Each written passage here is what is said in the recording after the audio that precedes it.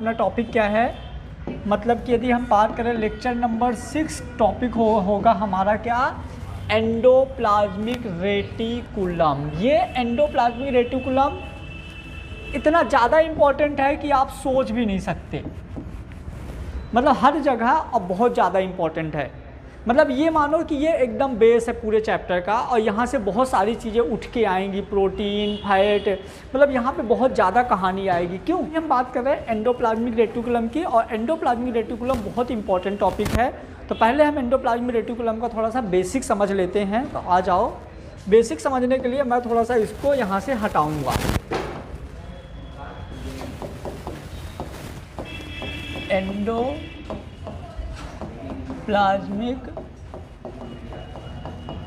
Reticulum,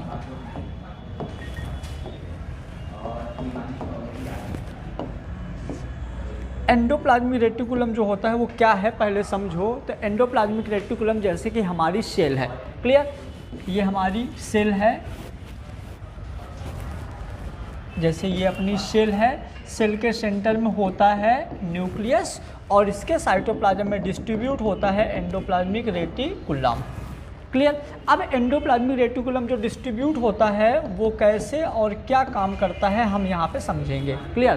तो यदि हम बात करें देखो एंडोप्लाज्मिक रेटिकुलम का, तो एंडोप्लाज्मिक रेटिकुलम ये नॉर्मली 3 स्ट्रक्चर होती हैं। कितनी स्ट्रक्चर होती हैं? 3 स्ट्रक्चर होती हैं। एक होती है सिस्टर्नी, एक होती है वेसाइकल, और एक होती है ट्यूब्यूल। सिस्टर्नी, वेसाइकल और ट्यूब्यूल, क्लियर। सिस्टर्नी, वेसाइकल और 3 ट्यूब्यूल्स होती हैं। यदि हम बात करें सिस्टर्नी, तो सिस्टर्नी कुछ ऐसी होती है, देखो ऐसे एक दूसरे के पैरेलल रखी होती हैं। यदि हम वेसाइकल की बात करें तो ये कुछ ऐसी होती हैं, और ट्यूब्यूल्स की बात करें तो ट्यूब्यूल कुछ ऐसी होती है, ऐसे tube like structure,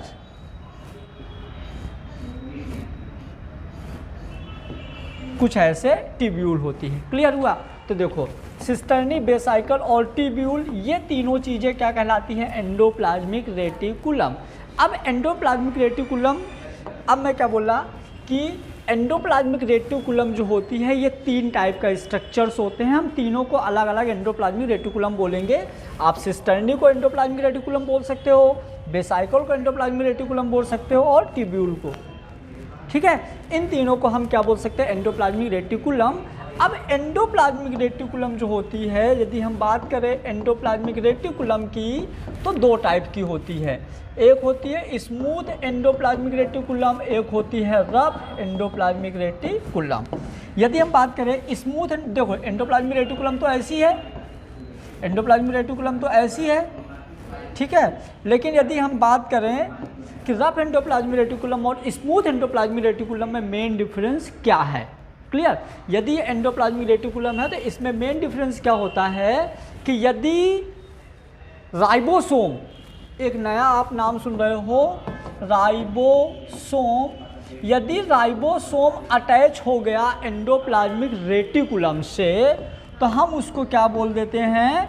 rough endoplasmic reticulum. यदि राइबोसोम अटैच नहीं है तो हम उसको क्या बोलेंगे?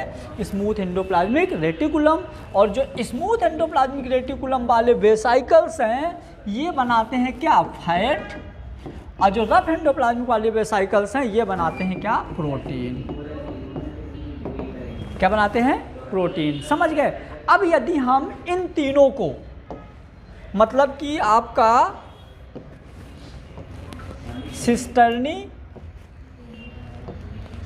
ये हो गई सिस्टर्नी,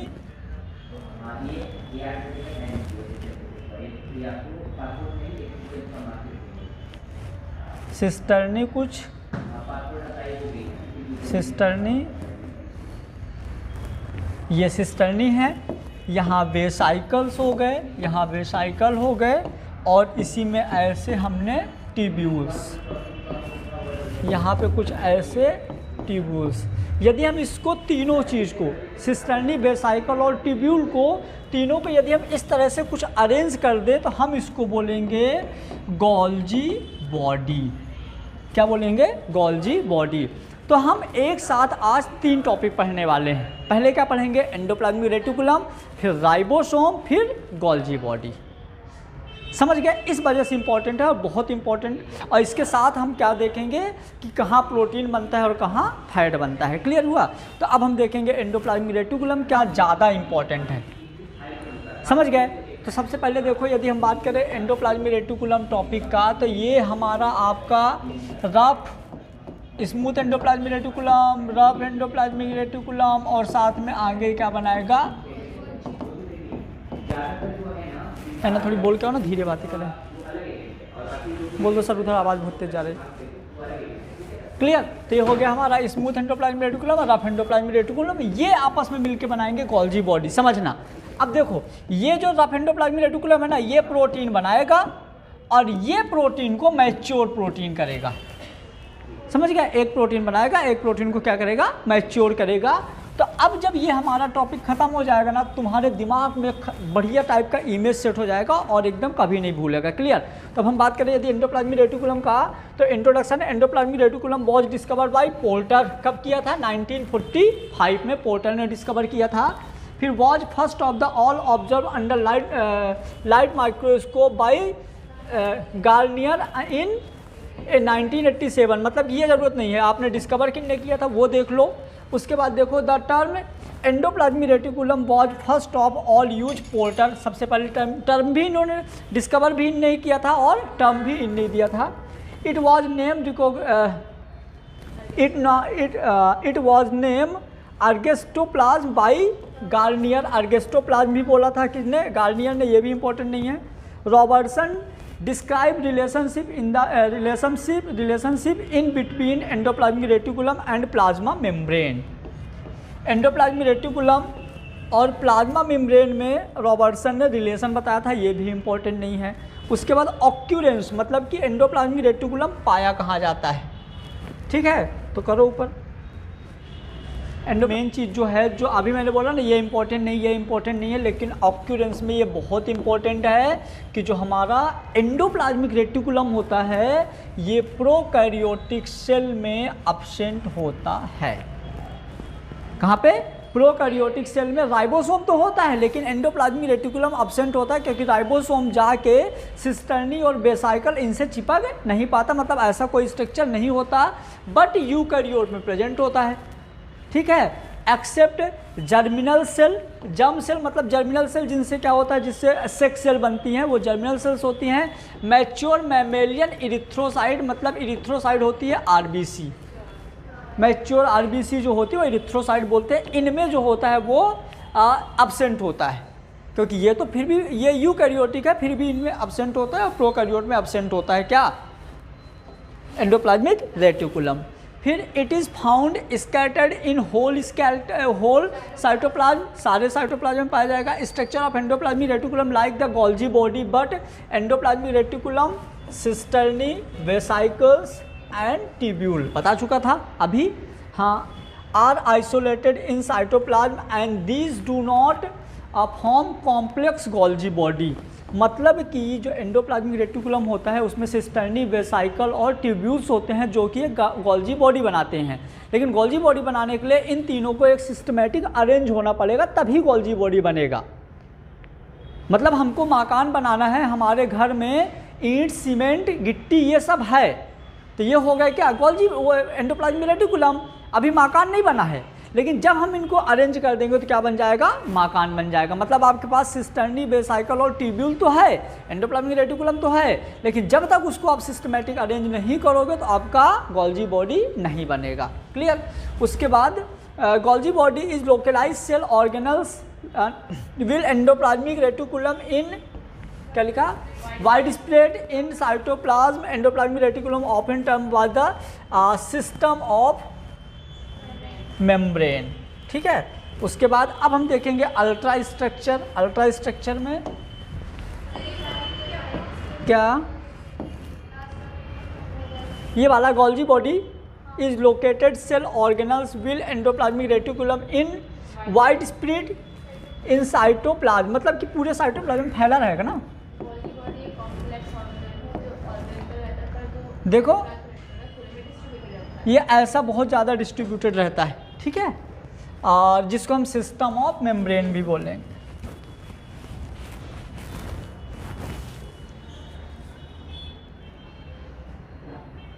अल्ट्रा स्ट्रक्चर, देखो अल्ट्रा स्ट्रक्चर में ये देख लो कि इट इज अब, सॉरी कहाँ गया, ये आया ही नहीं।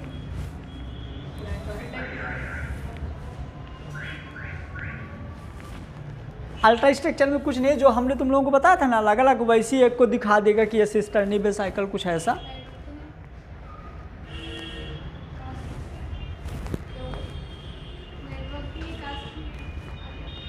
हाँ ठीक है, अब देखो ultra structure of endoplasmic reticulum,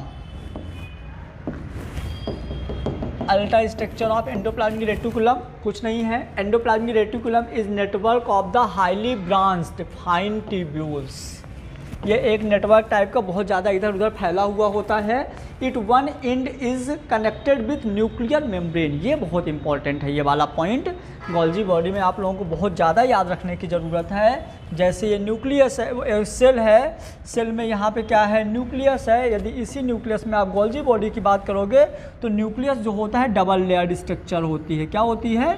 double layered structure होती है, और इसके एक स्ट्रक्चर से एंडोप्लाज्मिक रेटिकुलम अटैच होता है यहाँ से, मतलब न्यूक्लियर मेम्ब्रेन से अटैच होती है एंडोप्लाज्मिक रेटिकुलम। तो देखो ना, it one end is connected with nuclear membrane where is another end within the plasma membrane, और दूसरा एंड प्लाज्मा मेम्ब्रेन से जुड़ा होता है। मतलब आपको इन दोनों पॉइंट को बहुत ज़्यादा याद रखने की ज़रूरत है। ये वाला जो एंड है न्यूक्लियर मेम्ब्रेन से जुड़ा हुआ है, और जो ये वाला एंड है प्लाज्मा मेम्ब्रेन से जुड़ा हुआ है।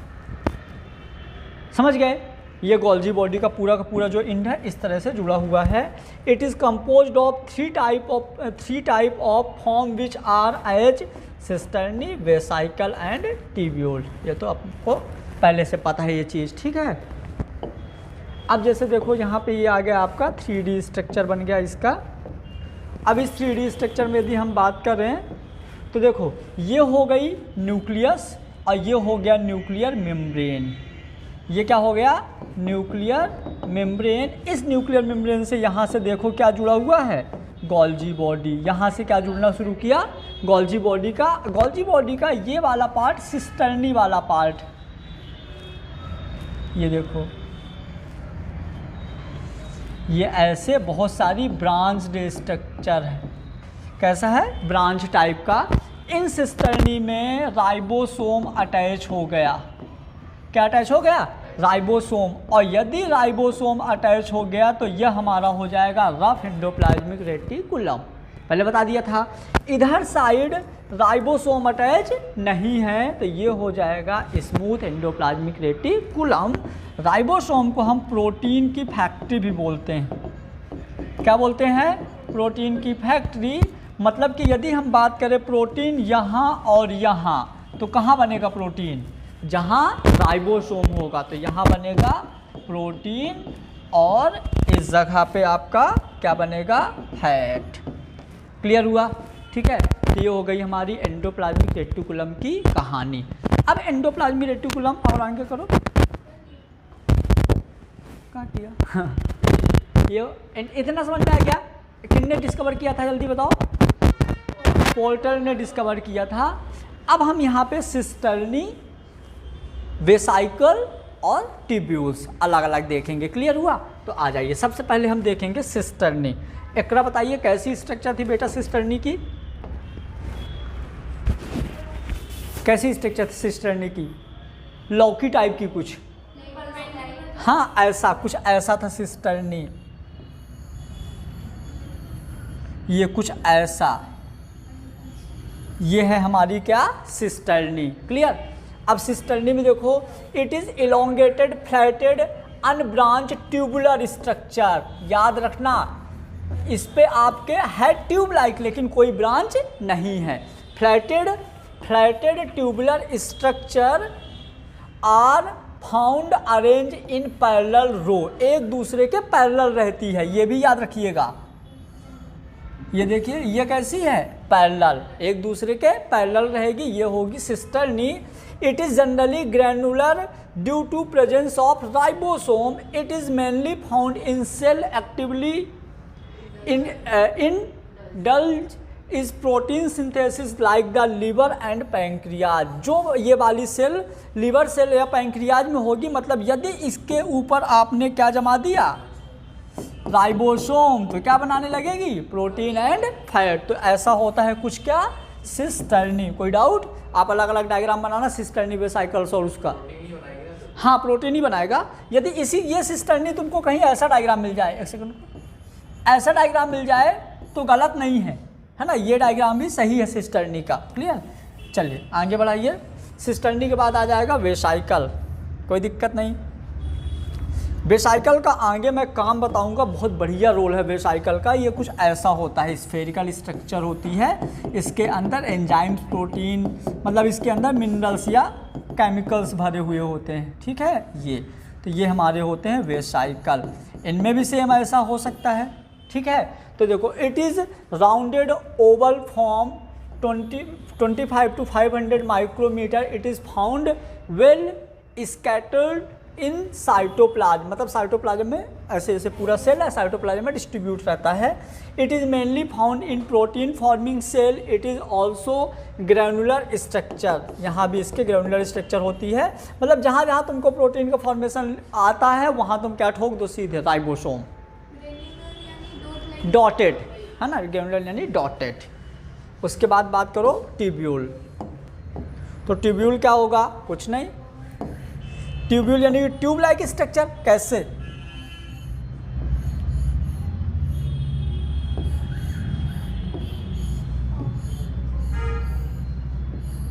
अरे कैसे भी बना दो, जरूरी थोड़ी है। ठीक है, ये ट्यूबुलर ट्यूब लाइक स्ट्रक्चर क्या होगी हमारी, ट्यूब्यूल्स। ठीक है, तो it is tubular highly branch, है ना, found near the cell membrane. It is smooth structure, मतलब ये कहाँ पे रहेगी, सेल मेम्ब्रेन के पास रहेगी, ऐसे, है ना। और न्यूक्लियस के पास रहता है क्या, वो गोल्जी बॉडी, है ना, न्यूक्लियस के पास गोल्जी बॉडी था ना, न्यूक्लियस के पास ऐसे बनाया था अभी सेल, यहाँ न्यूक्लियस बनाया था, यहाँ पे ऐसे गोल्जी बॉडी जोड़ा था मैंने। फिर इसके बाद it is mainly found in cell associated with synthesis of cholesterol, glycerol and hormone, मतलब कि इसके पास राइबोसोम नहीं है, तभी तो क्या बना रहा है, फैट वाली चीज़ें बना रहा है। राइबोसोम होता तो ऐसे नहीं बनाता। ये हो गया हमारा क्या, ट्यूब्यूल्स। आगे करो। अब type of endoplasmic reticulum. Type of endoplasmic reticulum सबको पता है कि endoplasmic on the basis of ribosome. Ribosome के अकॉर्डिंग कितने टाइप की मिलेगी आपको, दो टाइप की। एक कौन सी, जहाँ पे क्या होगा, राइबोसोम अब्सेंट होगा। स्मूथ एंडोप्लाज्मिक रेटिकुलम मतलब कि राइबोसोम अब्सेंट, यहाँ पे राइबोसोम प्रेजेंट। यदि राइबोसोम प्रेजेंट है तो आपका क्या हो जाएगा, रफ एंडोप्लाज्मिक रेटिकुलम। अब्सेंट है तो स्मूथ एंडोप्लाज्मिक रेटिकुलम, मतलब कि rough endoplasmic, smooth endoplasmic reticulum and rough endoplasmic reticulum, formation of fat, formation of protein. इतनी बार बोल रहा हूँ कि तुम लोगों को भूलने का सवाल ही नहीं है। इन दोनों में डिफरेंस देख लो क्या है। पहला है हमारा राइबोसोम अब्सेंट, राइबोसोम प्रेजेंट। दूसरा तुम लोग खुद ही बता सकते हो, जहाँ ये क्या बना है, मतलब कि प्रेजेंस नियर द सेल। चलो फिर से देख लो, कोई दिक्कत नहीं। जैसे मान लो ये अपना सेल है, सेंटर में अपना क्या है, न्यूक्लियस। क्लियर, सेंटर में अपना है न्यूक्लियस। अब यदि हम यहाँ पे बात करें तो ये तो हो गया ribosome absent, ribosome present. Smooth endoplasmic reticulum में क्या है, प्रेजेंट नियर सेल मेम्ब्रेन, मतलब कि जो हम राइबोसोम बनाएंगे तो यहाँ पे होगा स्मूथ एंडोप्लाज्मिक रेटिकुलम, मतलब यहाँ पे राइबोसोम अब्सेंट, ऐसा मतलब कि यहाँ पे राइबोसोम रहेगा, इधर पे राइबोसोम रहेगा, ये हो जाएगा रफ एंडोप्लाज्मिक, गड़बड़ हो गया था, है ना, ये ऐसा हो जाएगा। फिर form of tubule, form of cisternae. ये पॉइंट ज़्यादा एकदम 100% करेक्ट नहीं है, समझ गए, 100% सही नहीं है लेकिन सही है। फिर found in lipid forming cell, जहाँ लिपिड बनता है वहाँ पे क्या रहेगा, स्मूथ, और जहाँ प्रोटीन बनता है तो क्या रहेगा, रफ। फिर जैसे अब कौन कौन सी सेल हैं, तो एडिपोसाइट हो गई, इंटेस्टाइनल सेल हो गई, एड्रिनल कॉर्टिकल हो गई, ल्यूकोसाइट हो गई, रेटिनल हो गई, मतलब वो सारी की सारी सेल जहाँ पे फैट बनता है उन सारे के सारे सेल के पास क्या रहेगा, स्मूथ एंडोप्लाज्मिक रेटिकुलम। वो सारी की सारी सेल जहाँ प्रोटीन बनता है वहाँ कौन रहेगा, रफ एंडोप्लाज्मिक रेटिकुलम। जैसे acinar cell, goblet cell, plasma cell, Nissl's granule, और ये सारे के सारे काम आएंगे आपके किसी न किसी चैप्टर में। क्लियर हुआ, तो ये हो जाएगा हमारा। अब rough endoplasmic reticulum, smooth endoplasmic reticulum में कुछ सिमिलरिटीज होती हैं, कुछ डिसिमिलरिटी। तो हम बात करें स्मूथ एंडोप्लाज्मिक रेटिकुलम, तो क्या लिखा हुआ है, has no ribosome, covered in ribosome. फिर make and store lipid and steroid, make a protein. ये दोनों में क्या हो गई, dissimilarities. Similarity, make cellular material, मतलब कि सेल का जो मटेरियल दोनों बनाते हैं। डिफरेंस ये है कि ये ज़्यादातर फोकस करता है किसको, फैट को, और ये किसको, प्रोटीन को। कोई दिक्कत, तो ये हो गया हमारा एंडोप्लाज्मिक रेटिकुलम की डेफिनीशन, स्ट्रक्चर और टाइप। अब हमको क्या करना है, इन्हीं एंडोप्लाज्मिक रेटिकुलम को सिस्टमेटिक अरेंज कर देना है और बना देना है गोल्जी बॉडी। स्टेरॉइड वही फैट ही होता है।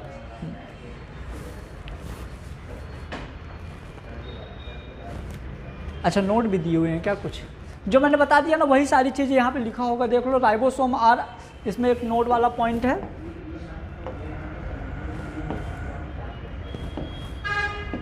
Ribosome are attach to endoplasmic reticulum by glycoprotein, है ना।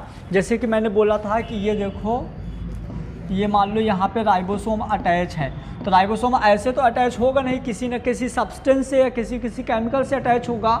उस केमिकल का नाम है ग्लाइकोप्रोटीन, कॉल्ड द राइबोफोरिन भी बोलेंगे फर्स्ट एंड सेकेंड।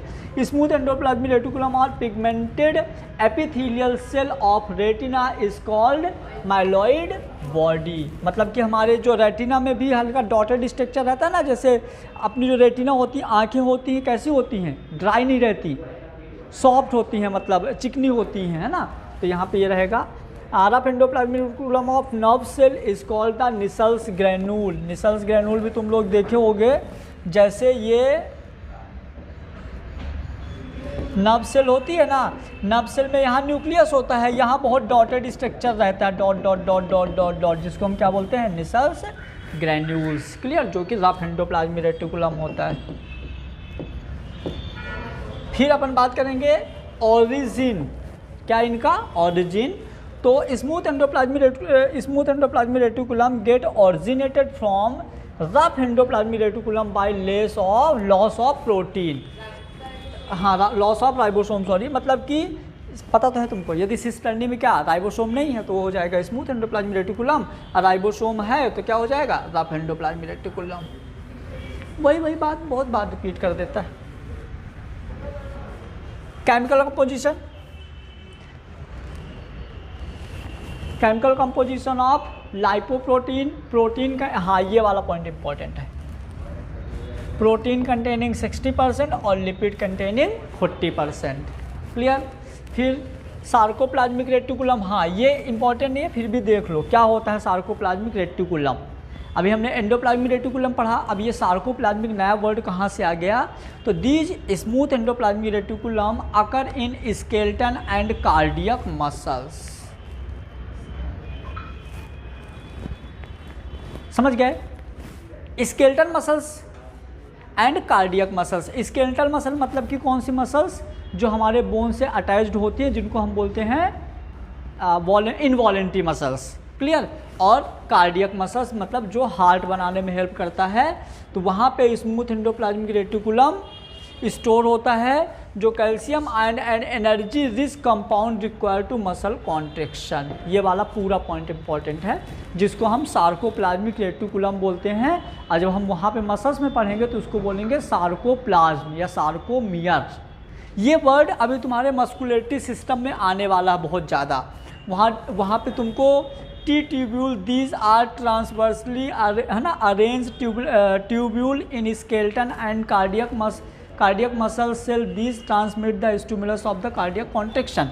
मतलब कि जो आपका सार्कोप्लाज्मिक रेटिकुलम होता है, ये जो हमारी बॉडी में मसल्स होता है ना, जैसे हार्ट में लगा तो कॉन्ट्रैक्शन होता है, जैसे हमको कोई चीज़ उठाना है जो हमारे कंट्रोल में है, जैसे मान लो ये मार्कर रखा है, मैंने इसको पकड़ के उठाया, तो इसकी जो मैकेनिज्म है अंदर का जो काम किया, जैसे ये हाथ यहाँ है, ये गया, इसको पकड़ के उठाया, एनर्जी यूज हुई, एनर्जी प्रोटीन से मिली, तो ये सारी चीज़ें जो मैकेनिज्म होती है हम कहाँ पढ़ेंगे, मस्कुलेटरी सिस्टम में, मसल कॉन्ट्रैक्शन में, वो हेल्प करता है सार्कोप्लाज्मिक रेटिकुलम। क्लियर? फंक्शन सबको पता ही है, और ऊपर करो। अच्छा वो भी है माइक्रोसोम। माइक्रोसोम क्या होता है? Microsome are fragment of endoplasmic reticulum associated with ribosome. It was first discovered, है ना, अरे कुछ नहीं है, जैसे एंडोप्लाज्मिक रेटिकुलम है ना, वो मतलब कि एंडोप्लाज्मिक रेटिकुलम टूट के बहुत ज़्यादा कंपोज्ड है, छोटे छोटे स्ट्रक्चर, तो वो हो जाएगा हमारा माइक्रोसोम। इस तरह के टॉपिक ना छोड़ दिया करो, ये क्या होते हैं ना, आते होते नहीं है कभी ज़िंदगी में, और बिना मतलब में बच्चों को लोड दे देते हैं। चलिए अब देखेंगे हम फंक्शन। हम एंडोप्लाज्मिक रेटिकुलम का फंक्शन हम बिना देखे बता सकते हैं। पहला बता देंगे प्रोटीन फॉर्मेशन, दूसरा बता देंगे फैट फॉर्मेशन, तीसरा बता देंगे गोल्जी बॉडी फॉर्मेशन, चौथा बता देंगे रिपेयरिंग, पांचवा बता देंगे मसल कॉन्ट्रैक्शन हेल्प करता है। तो जहाँ जहाँ प्रोटीन और फैट का काम होता है वो सब किसका काम होगा? एंडोप्लाज्मिक रेटिकुलम का। आगे कर दो, तुम लोग इसको लिख लेना पोज करके, है ना। इसको भी हटा दो, सेलुलर इसको भी हटा दो, सीधे आ जाओ गोल्जी कॉम्प्लेक्स। हैं? नहीं, उनकी ज़रूरत नहीं है, सीधे गोल्जी बॉडी। चलिए अब देखेंगे हम पहले गोल्जी बॉडी का इंट्रोडक्शन। गोल्जी बॉडी क्या था, मैंने क्या बताया अभी अंजलि?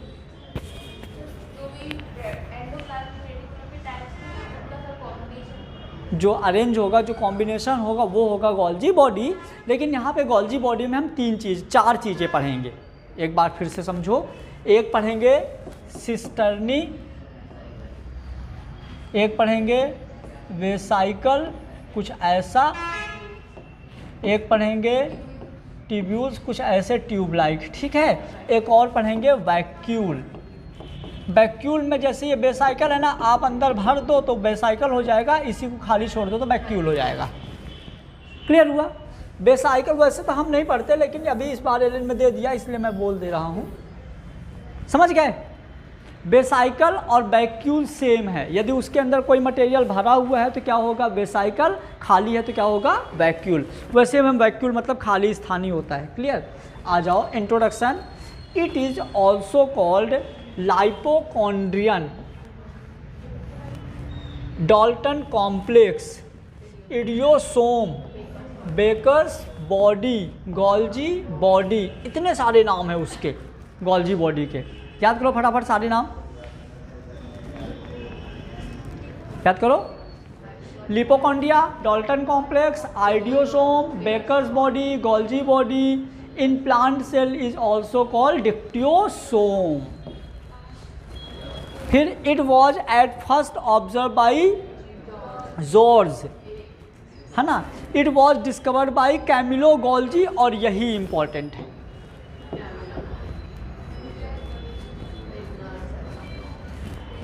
किस में किया था? Nerve cell of owl and उल्लू और बिल्ली। उल्लू है ना, हाँ ठीक है, ये हो गया। फिर Baker's at first stand was the sudden back reticular appearance of, important नहीं है, all the macromolecule which are to be sent outside the cell move through the Golgi body, so Golgi body is termed as principal। हाँ ये important है, जो Golgi body को हम क्या बोलते हैं? प्रिंसिपल डायरेक्टर ऑफ मैक्रोमोलिक्यूल, या इसी को बोलते हैं मैक्रोमोलिकुलर ट्रैफिक इन सेल, या मिडिल मैन ऑफ सेल। ये इंपॉर्टेंट है। क्लियर? चलिए कहाँ पाया जाएगा? ये रहेगा it is absent in prokaryote, पहले से पता है आपको, absent in mature RBC and sperm, found in large number in secret, है ना, secretory and globular cell, glandular cell sorry. Next आ जाओ structure. Structure of Golgi complex describe in detail by Dalton and Felix. Golgi bodies 4 type of structure, ऊपर बढ़ा दो बस, नहीं थोड़ा वर्ड रहने दो, हाँ हाँ बस। सिस्टर्नी, बेसाइकल एंड ट्यूब्यूल, देखो इनको समझने का प्रयास करो।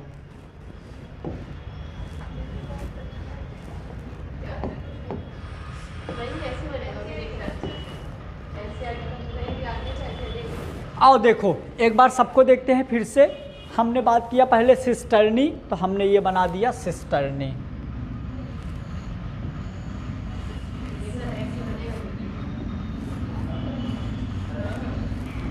ये हमने, ठीक है, पहले हम क्या बनाएंगे, सिस्टर्नी,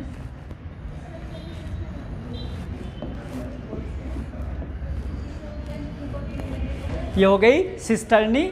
अब बनाएंगे ट्यूब्यूल,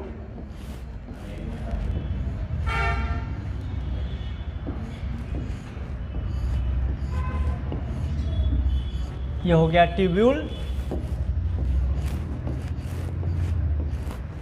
ये हो गई ट्यूब्यूल। अब बनाएंगे वेसाइकल, अब बनाएंगे वेसाइकल, ठीक है। अब देखो इस वेसाइकल्स में मान लो कुछ मटेरियल भरा हुआ है। अब समझो मैंने क्या बताया, नाम लिख दूं,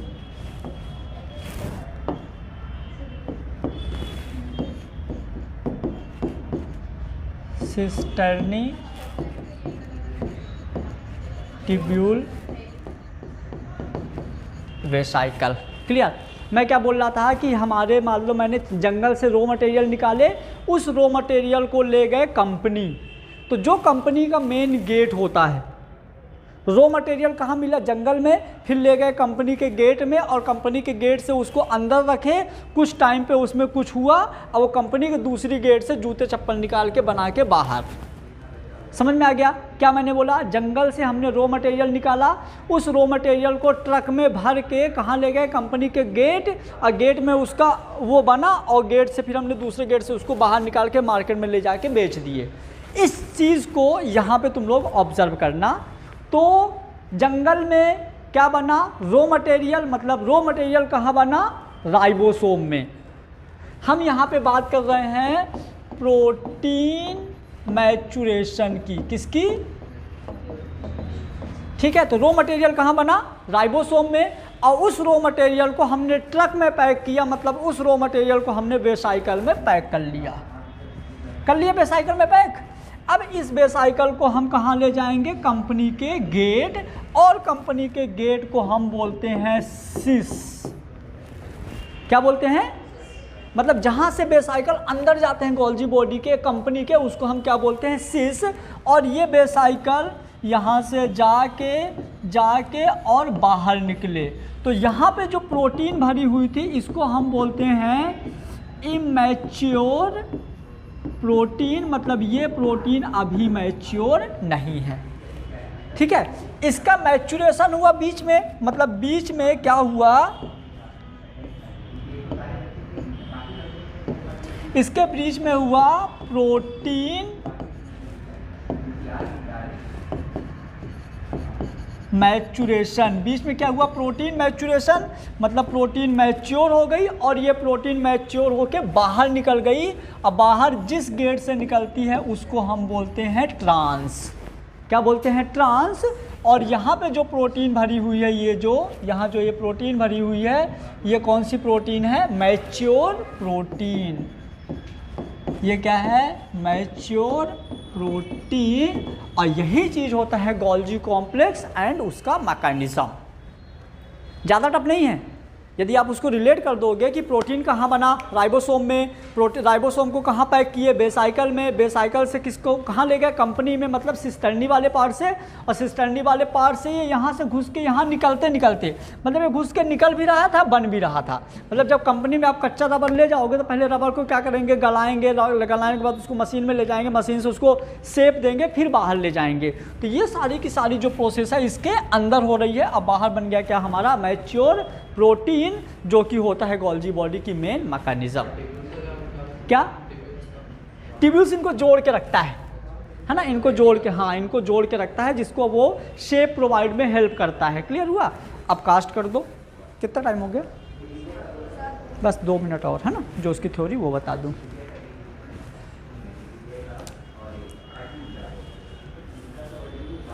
वैसे तो हमको लगता है कि एंडोप्लाज्मिक रेटिकुलम, राइबोसोम और गोल्जी बॉडी एकदम दिमाग में घुस गया होगा, कोई दिक्कत नहीं ना?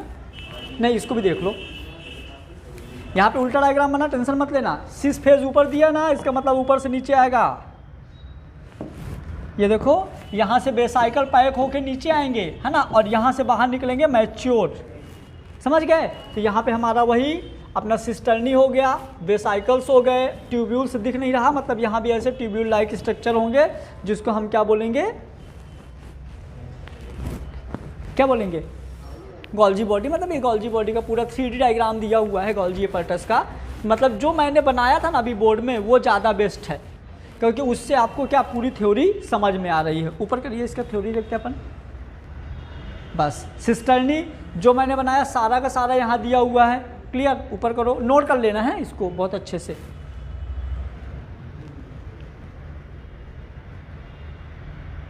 सिस्टर्नी बेसाइकिल भी तो लाओ। रुको रुको, ऊपर और ऊपर, हाँ ना। अरे बेटा, हमको सिस्टर्नी खोलो पहले। हाँ, सिस्टर्नी ये देख लिया तुम लोगों ने, इसको पोज करके लिख लेना। अब बेसाइकिल करो, ठीक है। ये बेसाइकिल हो गया। It is numerous droplet like structure, जो मैंने बताया था, सो डॉट ना स्फेरिकल स्ट्रक्चर होता है। ये दोनों नोट कर लेना। ट्यूब्यूल ऊपर करो। ब्रांच एंड इरेगुलर, ये देखो ट्यूब्यूल में भी है branch and irregular tube like structure, ये हो गया। इसका फंक्शन कर दो। अब